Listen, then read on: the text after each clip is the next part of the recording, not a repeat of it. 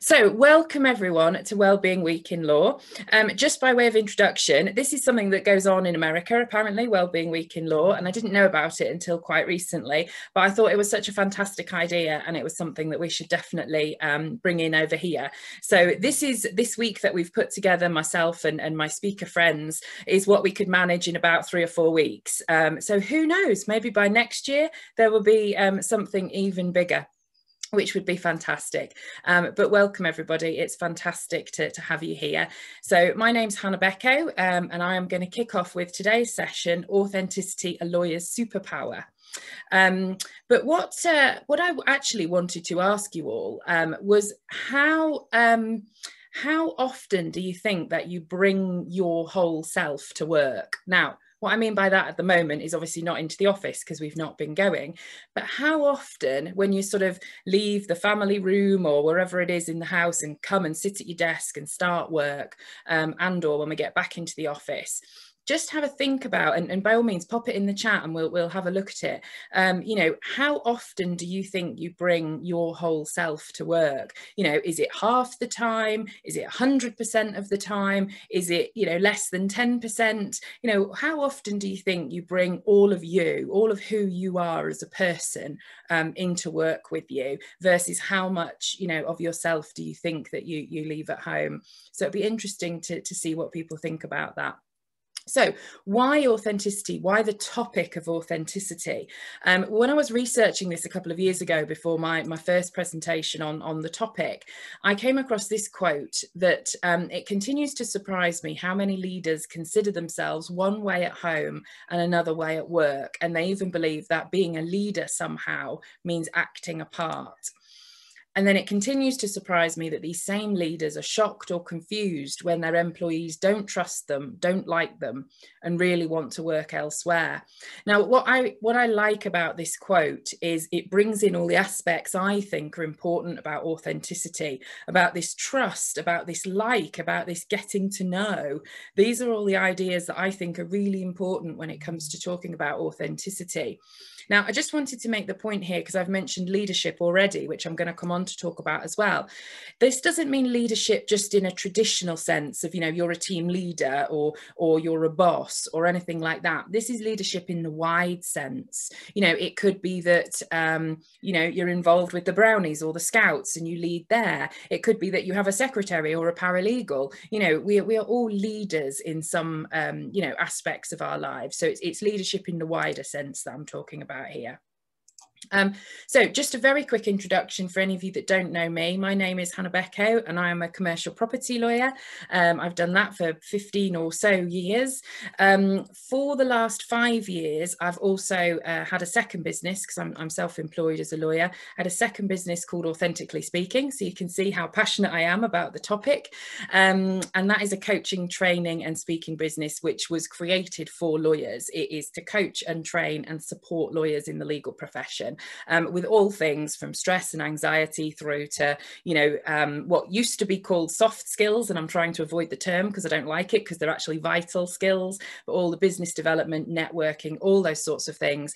And for me, authenticity underpins all of those. If we can bring more authenticity to everything we do, then it's a really good thing, as we're going to talk about in the session today. So I am a mum to 3 boys as well. They are 11, 7 and 3 now. And my first book that will be ready very, very soon, I hope. It's been a few years in the making, is called The Authentic Lawyer, as you can imagine. So it will pick up on some of the topics we talk about today and go into more detail. And I'm also co-authoring a book that's coming out in August, Future-Proof Your Legal Career, Core Areas of Professional Development. So writing is something I quite enjoy myself as well, which, you know, years ago, I didn't think I would. So it is funny how we learn things about ourselves as we get older. And that's what we're going to be talking about today. So I thought I'd share this picture with you. I was thinking I really ought to get my brother and sister's permission to keep sharing this picture with people, but I'm sure they won't mind. They can't identify them. So this was me in the middle. I'm the eldest of 3. When I was about probably 9, 8 or 9, I would say here at a guess. And the reason I share this picture with you is when I talk about authenticity, I talk about how we were as young children, because often when we're children don't have these hang-ups about the world and about what people think about them. They don't have the same fears that we do as we get older as adults. And that's because about the age, on average, of 7 or 8 is when we develop this sense of awareness of the world. You know, before that, you know what it's like. You see young children, they'll jump up on the table and dance, they'll sing in front of everybody, they'll, you know, do their little plays and whatever they do in front of people, and then they don't care. It doesn't even enter their head to think, what do people think about me, or am I embarrassing myself? You know, all these like social terms that we would use. You know, we would feel that we're embarrassing ourselves, or, you know, my son now, who's 11, so has gone through this, you know, he will use terms like showing off. You know, I remember a couple of years ago, I asked him about the school play, because he'd always liked having the leading role in the school play, as I had done as well. And I asked him if he'd asked for that role, you know, the one year, and he said, no, I didn't ask for it because I had it last year, and I think I should let someone else have a go, and I didn't want to show off. And, you know, sometimes having the leading role is something some people really want to do and some people really don't want to do.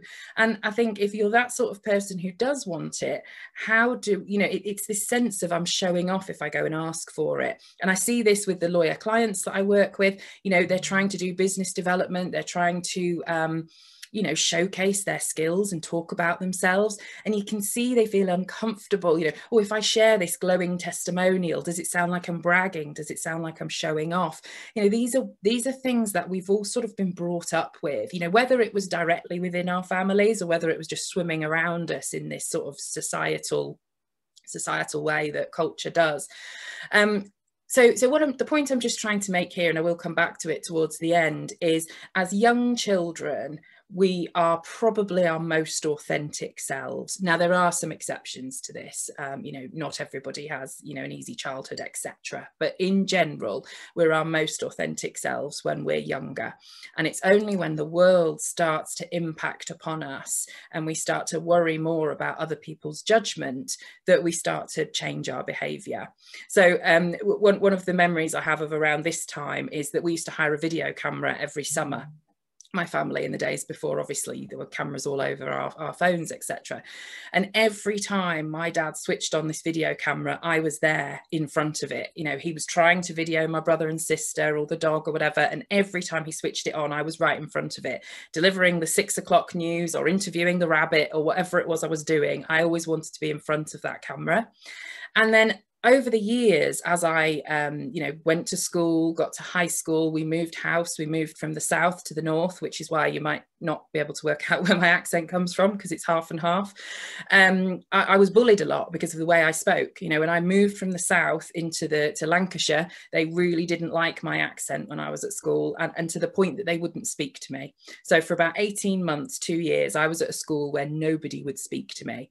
And so you are affected by those sorts of experiences. And I stopped putting my hand up. I stopped speaking at things. And it's only really a few years ago when I started doing this work that I do now, when I looked at who am I? You know, I started asking that painful question, other than a lawyer, who am I? Because all I would say is I'm Hannah, I'm a lawyer. And I started looking at who I was. And it was a coach of mine that said, you know, who were you as a child? What did you like? What did you enjoy? And I realized, you know, I loved being in front of that camera. And that is how I went on to start, you know, giving presentations, talking, now training, giving workshops. You know, I gave my first workshop about 5 and a bit years ago now, I think. And I absolutely loved it. I'd never done anything like that before. And I just went straight in and gave a whole day's workshop and absolutely loved it. And everything has gone on from there. So it's only having a look back to who I was as a child that sort of unlocked all these things that obviously I enjoy doing now. So that's a little bit of food for thought there, but just introducing this idea of authenticity and who we are at heart, if you like. So what is authentic? it appeared in the English language about 500 years ago, and the definition was along the lines of we all have our own path to tread. And I'm a big believer in this, because I think particularly in a profession like the legal profession, we can get lost on a conveyor belt of what's expected of us, of what the career looks like, of what the career demands. And we don't always stop to think, what is it that my path looks like? So the word authentic, the idea is that we all have our own path to tread. But, you know, unfortunately, conforming and fitting in with the group is easier and it is safer. Now, I say safer because this idea goes back to when we were cave people and, you know, when our brains first developed. And if we didn't fit into the group, we were unsafe. You know, we could die if we were left outside of that group. So conforming and fitting in and being part of the group became a life survival issue for us. Now, our brains haven't actually changed all that much. So when we come to feel that we're different to people or we're outside the group somehow, it triggers these feelings of, you know, we don't realize it, but it's the same part of the brain that we're so afraid that something terrible is going to happen.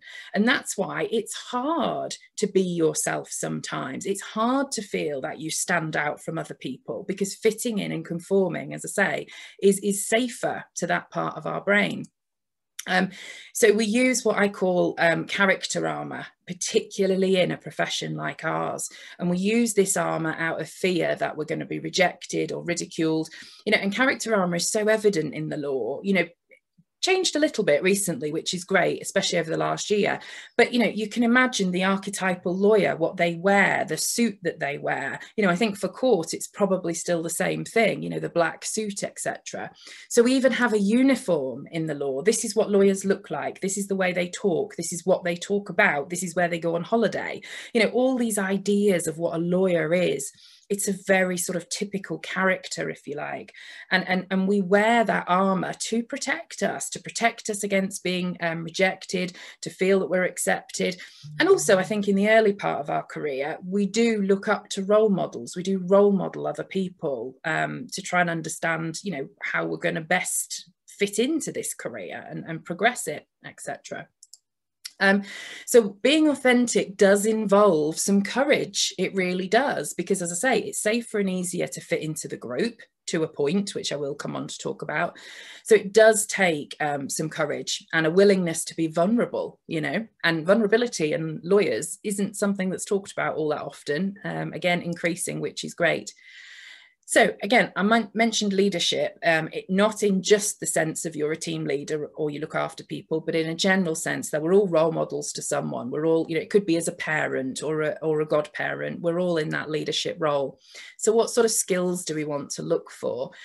Self-awareness. You know, and this is absolutely key, being aware of who we are. And that's why I talked about, you know, thinking potentially about who we were as children before the world got hold of us. You know, what are our strengths, limitations? What do we love doing? What do we dislike doing? You know, and being aware of our emotions, not being afraid of them, not sort of pushing them down, which we all know is very bad for our mental health and well-being, which is, of course, what the topic is this week. An authentic leader is mission-driven. You know, it is not just about the person. It's not just about their own income, position, money, ego, etc. It is about the collective, whether that's your organization, whether it's your family unit, whatever it is. It's about putting the goals, if you like, of the organization at the center and not just sort of thinking about yourself if you're in a leadership position. And this, I think, ties those two in, leading with the heart, you know, not being afraid of emotions. We've probably all had bosses who just, you know, were almost robotic and were very difficult to talk to, very difficult to approach, you know, and great leaders. And we're going to need great leaders. I mean, absolutely no doubt, coming out of this pandemic situation that we've been in and going in back into the office and back into work, we're going to need very good leaders. And so some of these skills are going to be vitally important, you know, not being afraid of emotions, being able to talk to team members about how they're feeling, you know, are they struggling with the change from what's been the last year to what the future holds, not being afraid of vulnerability and connection. Because what I find personally, having been on this journey for a few years, is that the more open and, yes, vulnerable you can be with people to the right level and in the right situations, you know, you've got to use your common sense with this, of course, but it does create such a better and a stronger connection with people, you know, whether it's your clients, whether it's your peers at work, whether it's, you know, new contacts in a networking sense. You know, this vulnerability and connection with people is definitely what stands you out versus other people. And this is where we're starting to get into why I call it a lawyer's superpower. Many lawyers will be too afraid to show this, to show any signs of emotion, to show any signs of vulnerability, compassion, open up who they truly are to other people. And so those that do will stand out from everyone else, and they'll stand out whether it's in a leadership role, whether it's as part of a team, or whether it's in a business development and a networking sense. So if the courageous and vulnerable part appeals to you, I just wanted to share Brené Brown's work. She's very, very popular and famous now, so you may have come across her. She's got a fabulous TED talk on vulnerability. I think it's about 15-16 minutes long on YouTube. So if you just put in Brené Brown and vulnerability in YouTube, you will find that. She's also written a number of books. But her view on leadership is that it takes uncertainty, risk, and a willingness to accept emotional exposure. So as I say, really good leaders are not afraid of showing their team when they are vulnerable. You know, so for example, and this is not about emotion dumping all over people. That is entirely, you know, not what we want here. But, you know, if you are a leader of a team and for whatever reason you are struggling with something, it could be personal, it could be work related, you know, to what extent can you share that with your team? You don't have to share all the nuts and bolts of it, etc., but can you at least let them know that you are dealing with something difficult at the moment, so you may not be yourself, you know, you may not be relating with them in the same way, and just if you show them that courage and vulnerability, then they are more encouraged to do that back with you, to let you know when something's going on. And again, this is just going to be, I can't say how important this is going to be coming out of this, you know, rather than people try and put their heads down and get on with everything like business as usual, which has always been our problem in law with stress and well-being. If people feel that they can come to their leader or anybody in their team and share how they're feeling and that maybe they need a little bit of support, then we're going to get through this next transition phase it's such a better way. So this is something that one of my mentors shared with us a few years ago when she was putting us through a particularly difficult training, but was fantastic in the end. She shared that vulnerability can be our greatest strength. When we stand in a place of being completely authentic, our true individual nature shines through and we become incomparable. And that's the important word I sort of wanted to pull out here, where there are, you know, I'm a property lawyer. There are thousands of property lawyers. How do I stand out, you know, amongst that crowd? How does one employment lawyer stand out amongst the crowd? And this is one way we become incomparable. And we connect with our clients, with our peers, with people on the other side, and that builds trust. So there we go. All the good stuff is on the other side of vulnerability. So I like that one. So what authenticity is not, it's not acting overconfidently when we don't feel it. So, you know, I speak to a lot of recruitment agents and they say, you know, we've got people going for this job interview and they're not acting confidently enough, or they go in and they act overconfidently, and then that doesn't build trust or connection with the people who are interviewing them. You know, so overconfident almost does the opposite to what we're talking about here, and it breaks down that trust and that connection, because almost maybe you can see through it and it's false. What it's not, I talked about a moment ago, is not dumping your emotions all over everybody. So it's not being grumpy with everybody that day because you're in a bad mood. We might all have had bosses like this. I know, you know, I worked in a place where when the partner came on the floor that day, if he was in a bad mood, the whole floor was going to have a bad day, you know, and that is not what we want. Nobody wants to work in that sort of environment. And this is one I like, refusing to strive for what you want because you don't feel confident enough.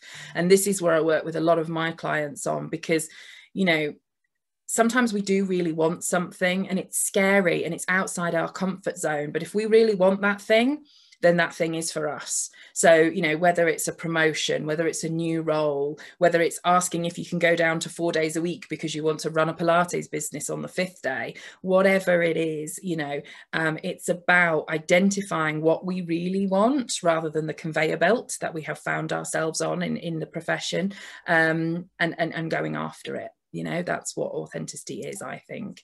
So it's not being someone you're not. It's not trying to be like everybody else and trying to match everybody else. But it is becoming and being the person that you are capable of being, that we are all capable of being. That's where authenticity really is. So what could it look like for you? It could look like dropping the masks and the character armor. And I always say to people, you know, it's not about leaving this session today and you'll walk out the door and suddenly you're your full authentic self. It doesn't work like that. If it was that easy, we would all be doing it. It is steps on a journey. It's steps on a journey. And I hope that today's session has at least sort of made you think about how important it could be, and some of the steps that you might like to take towards that. So it's dropping the masks, dropping the character armor, because do you know what? If nothing else, these are heavy. These masks and these character armor, it's heavy to carry. It's hard. It's hard trying to be someone you're not. And, you know, it's not as good for our career and for our development. And it's also not as good for our mental health and well-being. You know, it is stressful trying to be someone you're not and very tiring. So authenticity is, you know, dropping any sense of ego or sort of sense of being more important than anybody else or that sort of idea. And what it also is being really present, which I know is a buzzword. You know, being more present has been a buzzword for a while, but it is. And what I mean by this, it's easy to explain it with an example. If you're in a networking situation, I don't know whether you've ever found yourself listening to what the other person is saying and thinking, oh, I've got a really good point I'm going to make next, or, oh, I must really tell them about my experience with X, Y, Z, you know, and you're busy thinking about what you're going to say in response to them. So you're not really being present with what they're saying. So in fact, I would encourage you to give this a try next time, whether it's Zoom networking or, you know, in person, hopefully soon. Let go of, you know, that ego, if you like. Let go of what your little voice is saying about what you could say next to talk about your experience, and just really listen. Give the other person that gift of your full attention, because not many people will do that, and you will be remembered by that person as someone who really gave your full attention to listen to what they were saying. So you can use that in networking. You could use it in, you know, appraisals with people if you're doing those, or talking to your team members, whatever it is. Really do listen. And you know what? There might be a little bit of silence at the end of them finishing speaking because you haven't got ready in your head what your response is because you were busy listening, and that's fine. Let's not be afraid of the silence. Show them that you were really, really present with them. And as I say, not many people will be doing that, and they'll remember you. Emotional openness, you know, as I say, not being afraid to share if we are having a difficult time or we need some extra support. And what does it mean ultimately? I think it means that we have more connection to people, stronger and better and more sort of trusting connections with clients, with peers, with everyone, which ultimately is going to be, you know, more success in our career. And certainly improved happiness and well-being, because as I say, it's a difficult journey in some ways to be more of yourself. But once you've sort of crossed that line and you're, yes, I am going to be more of who I am, then it does help with well-being, absolutely, because you're not trying to be somebody else. So in the last few minutes, how can you be more authentic? Well, here's the simple answer. Just be yourself. But of course, it's not that simple, because if it was that simple, we'd all be doing it. So let me just give you a few little tips for you to take away today and think about. Consider your vision and values. And doesn't that sound corporate? But no, this is about you. What is your vision for your life? And this takes some thinking about, unless you've got it there already. What do you want your life to look like? What do you spend your time doing? You know, who do you work with? Who's around you? What's it like? You know, have a think about that. And I have got some exercises to share with you on this as well. And what are your values? What's important to you? I like to say to people, if we sort of cut you in half, what would we see run through you? What is you? What is important to you? There we go. What's important to you? And then it's worth thinking about, are we really living in accordance with our values? You know, if our values are honesty, respect, integrity is a popular one for lawyers. It's amazing how many times that comes up in a workshop. Are you living, or do you feel you're in a place that supports you and your values? Is it in accordance with them? And this is an important one, thinking about your own version of success. We do get on a conveyor belt in law. It looks like this promotion, this pay rise, that pay rise, buy a new house, buy new cars, etc. But what's yours? What's your personal version of success? Because once I got off that, once I had ticked all those boxes, partner, certain salary, new house, new cars, everything, and actually I still wasn't very happy. Sounds ungrateful, doesn't it? But, still wasn't very happy with it all. My version of success now is that I do work that I love, I bring in an income that supports the lifestyle that we want, and I spend enough time with my family. That's my version of success. If I get those three things, then I feel successful. So it's worth thinking about what success feels like to you, your authentic you, not the sort of, this is the idea of a lawyer, therefore this is what success looks like. And here's a bonus that I've already explained to you. What was your 6-year-old like? If you want to think about who you are authentically, what were you like as a child? What did you love doing? That's a nice one to go back to.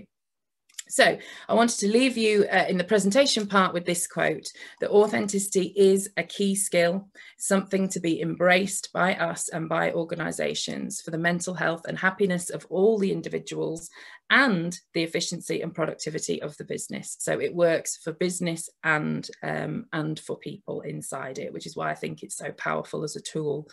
So I will be sending you an email after today's session with a recording and with a couple of links to resources for you. I've got a visions and values exercise on my website there, authenticallyspeaking.co.uk/authenticity, and I'll put a link for you to that on the email follow-up I send as well. So let me stop sharing now. Oh, we are just about to time. So if anybody does need to leave us, then it was wonderful to have you here, and do let me know if you've got any questions. But if anybody does want, I'm very happy to have a chat about any of those things, to answer any questions. So feel free, throw questions at me, throw comments, and we will have a look at those. I'll just double check on the comments while anybody thinks about that. So going back to the first question I asked, which was how much of yourself do you bring to work? Not at all, to be honest, unless it's people I'm very close to. In my current role, I would say it's 80%, but previously it would have been 40%. Right, someone has said to me, can I talk about authenticity and emotion? I think I might be too honest at work about how I'm feeling and what's going on at home. And I've had feedback that the team does not appreciate that from leaders. Oh, this is interesting. The team does not appreciate honesty from leaders, there we go, and expects leaders to be more neutral, i.e. if I know you're having difficulties with the children, I don't feel I can raise questions with you. Is that tempering yourself to fit into the role? Is there a difference between authenticity and emotion and honesty? Excellent question. Not an easy one, but excellent question. Whoever's talked to you about leadership is not on the page with current thinking about leadership or the sorts of leaders that we are going to need in the future. Even before the pandemic, but the pandemic has stepped up a lot of things, and we're going to need very different leaders in the future. That there is not to offend any of our male audience at all, but there has been thinking for a lot of years that what we need in leadership is more characteristics that you tend to see in women, because what we've had for a lot of years is a very masculine way of leading, which is the just not collaborative, it's individual, that sort of thing. Now, this is not about men and women, this is about characteristics. There are many fantastic male leaders out there who know that things like honesty, compassion, those sorts of things are very important in leadership. So these sorts of traits are what are needed. in leadership. So this person who's made the comment, I do think that they perhaps are working in an environment that is not conducive to great leadership. Now, but there is a line, and you all have to use your common sense here, because when I talk about emotions and honesty in a workplace, as I said, it is not about dumping emotions all over everyone. You don't want everyone to know necessarily that you had a fight with your husband or your other half before you came into work, or the children wound you up, because it's not about just bringing that and sharing it with everybody. But on the other hand, if there's something very difficult going on for you, like for example, I had a client whose child was going through cancer treatment, absolutely, years ago, and it's all behind them, and that's fantastic. But, at the time, obviously, she's very worried about that. And even after that treatment had finished, she would go for checkups. And so the day before the checkup, she wouldn't be herself. Of course, she was worried. What was going to happen? What would that appointment say? But she didn't share that with her team. She's a very private person. She didn't share that tomorrow she had that checkup. So what we talked about was, how can you just share what you need to with the team, so that they know that if you're not yourself that day, if you're a bit snappy when you usually door open policy and you're a bit short-tempered, it's not them. Because if you're a junior lawyer and you're coming up to your boss and they snap at you, I mean, I know I work with a lot of junior lawyers, they take it in. They're like, oh, I should have known better. I should have approached them at a different time, etc. But if you are that leader, if you know that it's something that's going on for you, how can you let them know that, so that they don't feel it's them? And maybe her team could make her an extra cup of tea that day because they know she needs some support. So it is about bringing, if you like, the right level of honesty and emotion. And I know that's not an easy answer to that question, and we do all have to use our common sense. But I suppose what I'd say is, don't be afraid of it. Don't bring no emotion and no honesty to the situation. It's just about bringing the right amount, if you see what I mean, that will help the other person that you're in that relationship with, whatever it is, team leader, junior, or just peers at work. Might sound like a silly example, but I go back to it, and some of the people actually on the call were part of my coaching group at the time. We lost our dog in November last year, and it was very sudden, wasn't expected, all that sort of thing. And the way my assistant, for example, and some of my coaching clients pulled around, because I did tell them what was going on, it was just wonderful. And to have their support, it was just fantastic. So it's not about hiding things from people when they could support you. And also, as I say, as a role model, you're then showing other people that they can bring things to you, which in a leadership capacity is going to be vital from now on. Oh, yes, the conveyor belt analogy to the legal profession is very true, isn't it? That's why we all get so stressed, I think. We're so busy trying to follow the conveyor belt. How do you avoid authenticity as being seen as a weakness? This is a brilliant question. I'd love to know other people's thoughts on this, actually. But I think the first issue here is you accepting that it's not. And that's why that first point on the effective leadership was about self-awareness. It's where we've all got to start. I'm talking to people about how they can be better leaders after the pandemic. And the first place to start is self-awareness. You can't step into that role if you're not aware of yourself and what's going on in yourself. So the first thing, and I hope maybe today's session has just started some of that thinking, is to accept that it's not a weakness, it's a strength. It's a huge strength to step over this invisible line of, oh, being authentic, being vulnerable as a lawyer is a bad thing. If we can step over that line and say, no, actually, it's what will set us apart. It's what will make us different to everyone else, make us more trustworthy to those that we work with, make us better at networking, because we'll connect with people on a real human level where they actually really like us as a person. You do business with people like and trust. If you're out networking, trying to meet new clients, attract new work, play with it, be you. Don't just talk about legal topics or the matters you've been dealing with. Talk about what's important to you, because what's personal is universal. What's personal to you, you'll find connection there with that person you're trying to network with and build a relationship with. So it's not a weakness. It's, as I say, a huge strength, but we have to accept that first Otherwise, you know, it's like I was talking to somebody about the other day. If we believe something, that's what we're sort of putting out there, and it might sound a bit woo-woo, but that's what we attract back as well. So if we really believe that authenticity is a weakness, we're going to struggle with this. You know, it's not something we're going to be able to put into practice. So we first of all have to believe in ourselves that it's a strength, and then then you won't care. I'm sure. I haven't had it yet, actually. You know, I've found that this sort of topic has been very well received by men and women, actually. But, you know, at some point, I'm sure somebody's going to come up to me and disagree and say, no, being authentic's a weakness. And I'm happy to have that argument with them because I disagree. You know, but it is potentially an opinion that people will have, definitely. Any other questions or comments here? I just love this topic. I could talk about it all day, but I won't keep you all day. So what you've got coming up for the rest of this week, we've got resilience, we've got menopause, which is going to be very interesting, I have to tell you, even if you think it's not relevant to you, it is, and self-promotion, which is, you know, it's going to follow very nicely from the authenticity piece. You know, how can we present ourselves, be more visible, push ourselves forward for the things that we want? You know, it'll follow on very nicely from the authenticity piece. So I hope that was useful for everyone. As I say, any questions that come up afterwards, you will have my email address because I'll send you all the stuff afterwards. You'll have the recording, you'll have some links to some resources on my website. And as I say, any questions or anything like that, do let me know. And I hope you enjoy the rest of your sessions this week. I'm hoping to be on all of them, at least for as much of them as I can make, because I know how brilliant these speakers are. So you're in for a treat this week. So yeah, take care, everyone.